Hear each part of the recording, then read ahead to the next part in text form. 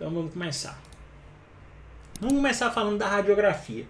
Pessoal, a radiografia é o famoso raio-x, tá?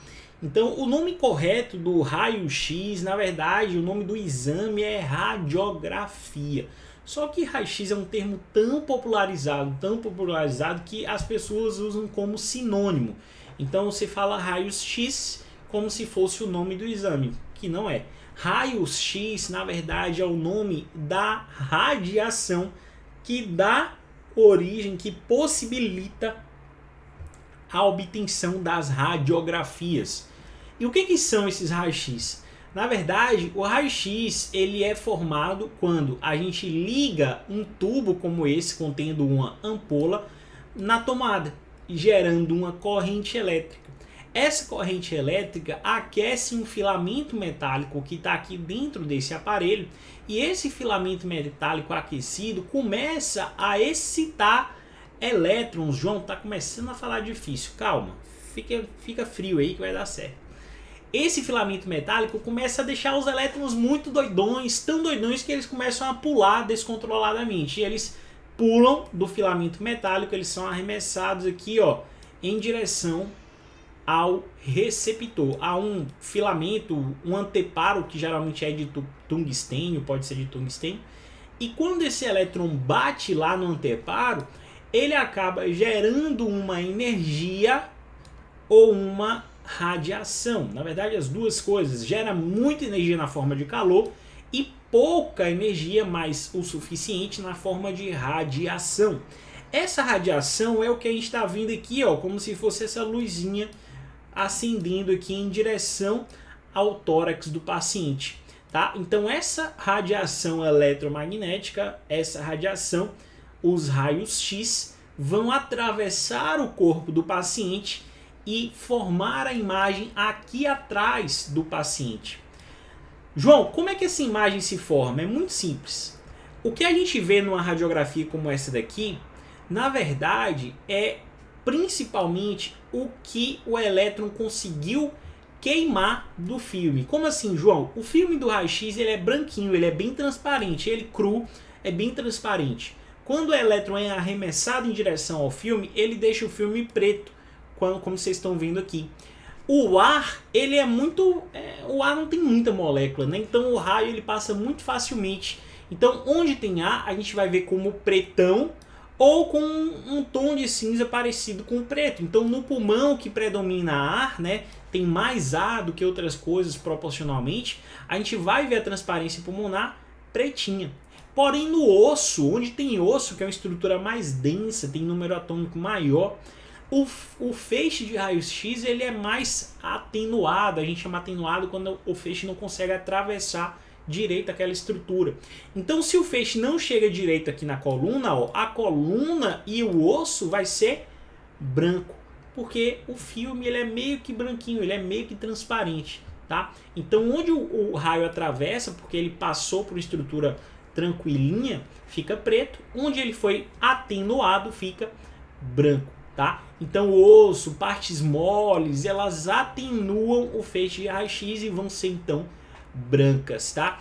Isso é o que a gente chama de hipotransparência, ou seja, pouca transparência, ou seja, transparente é preto, pouco preto é branco.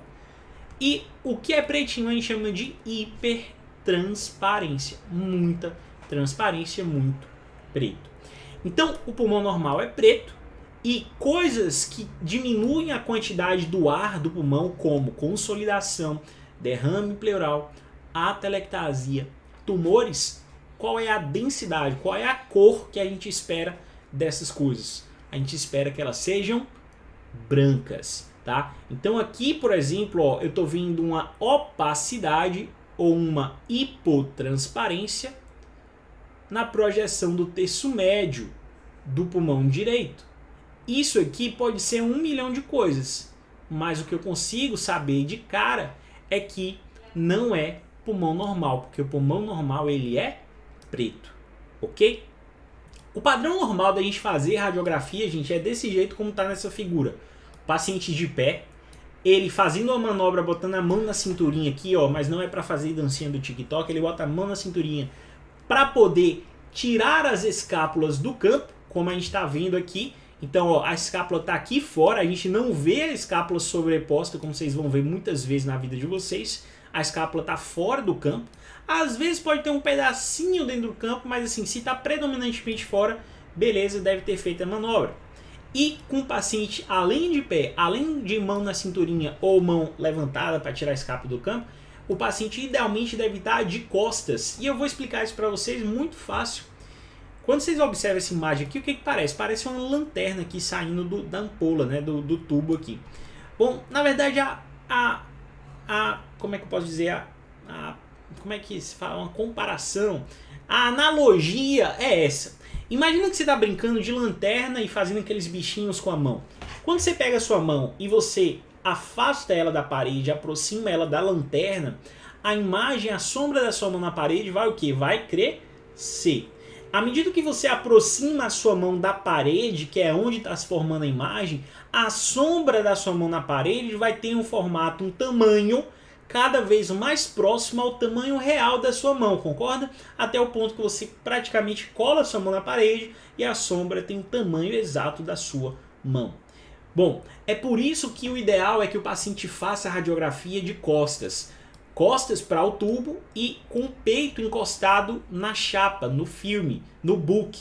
Por quê? Porque quanto mais próximo o coração, os vasos do mediastino estiverem próximos do filme que vai formar a imagem, maior será a verossimilhança do tamanho do coração e desses vasos mediastinais. Quando o paciente está de costas para o filme, de frente para o tubo, o que acontece, por exemplo, nos pacientes graves que tem que fazer o exame deitado, o coração ele está lá na frente, ele está mais distante do filme que está aqui embaixo. Isso faz com que a projeção do coração no filme seja muito maior do que o coração realmente é. Então, se você não entende isso, você vai dar muita cardiomegalia onde não existe cardiomegalia, ok? Isso é só um artefato.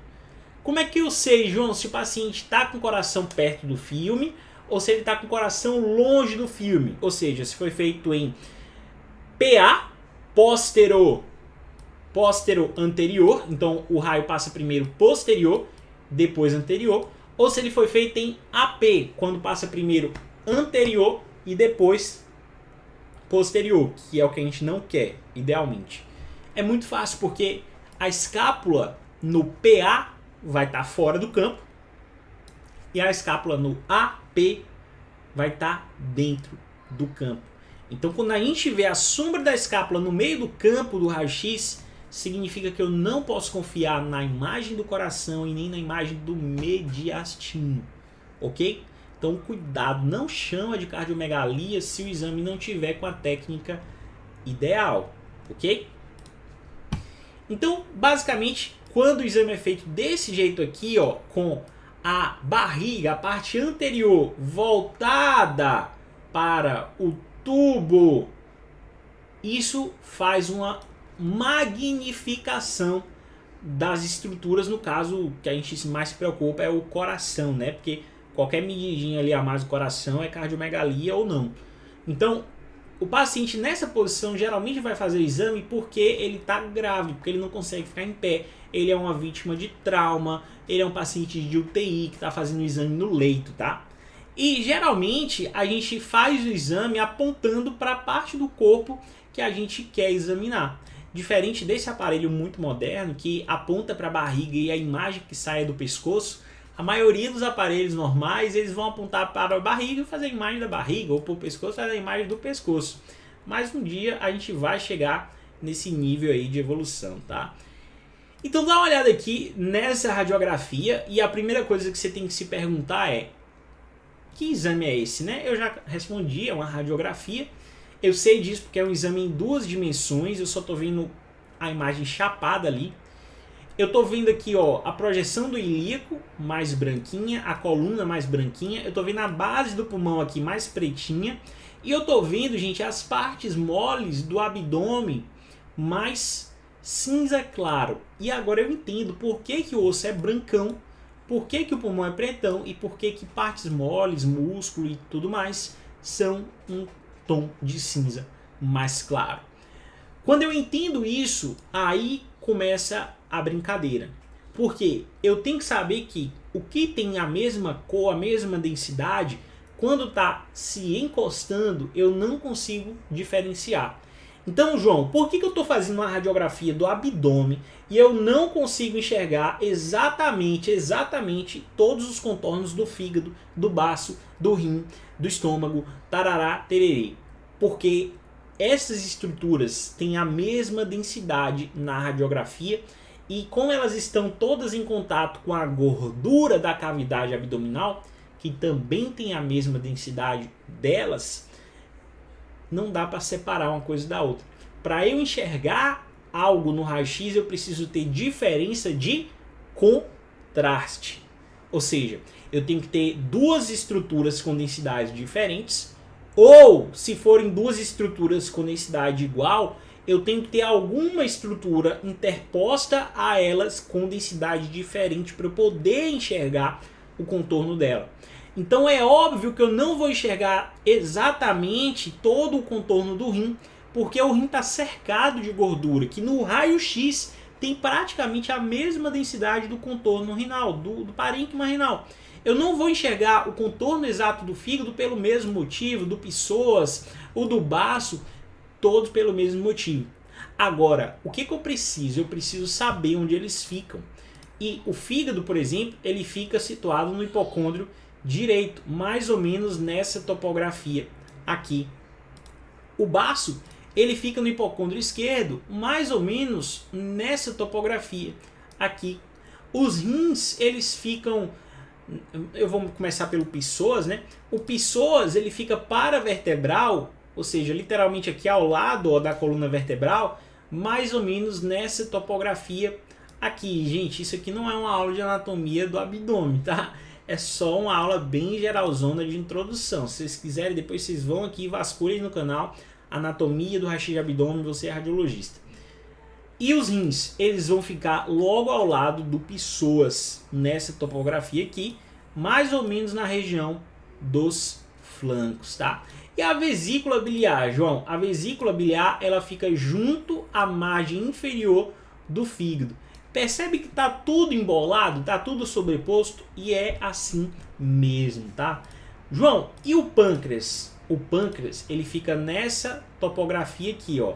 A cauda do pâncreas, ela vai lá para o hipocôndrio esquerdo e o corpo do pâncreas, a cabeça do pâncreas, elas tendem a ter uma situação mais caudal, como se fosse isso aqui.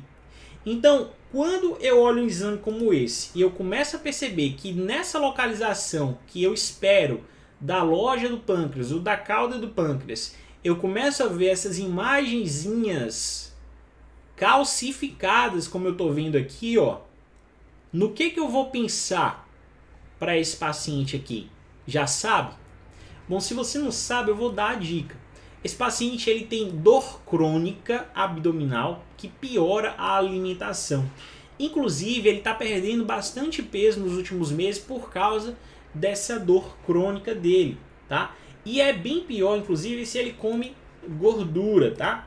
Alguém já tem uma hipótese sobre qual é a suspeita clínica desse paciente? Bom, a suspeita é de pancreatite crônica.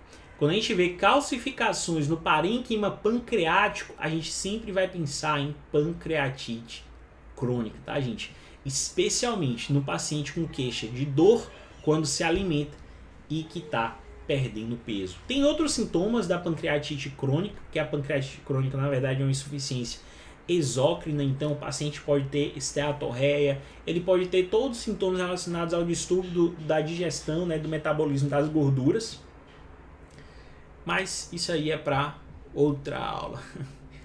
E olha só, mais um exemplo aqui, só que uma radiografia da mão. O que a gente está vendo? A gente está vendo os ossos do paciente e veja como os ossos eles estão sempre muito bem alinhados. O osso, ele caracteristicamente sempre vai ser alinhado.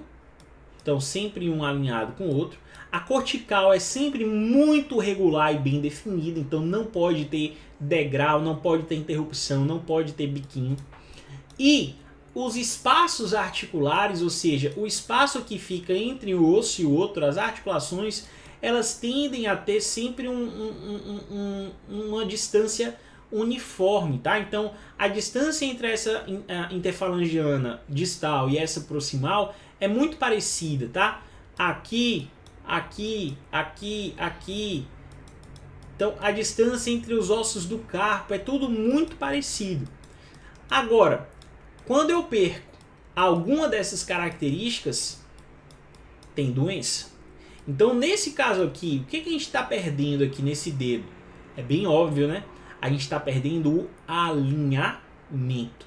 A superfície articular inferior aqui, ó, da base da falange média, perdeu completamente o contato com a superfície articular distal da falange proximal.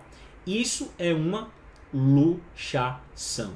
Não está fraturado, o osso está íntegro, a cortical está íntegra, mas a articulação perdeu superfície de contato. Ok?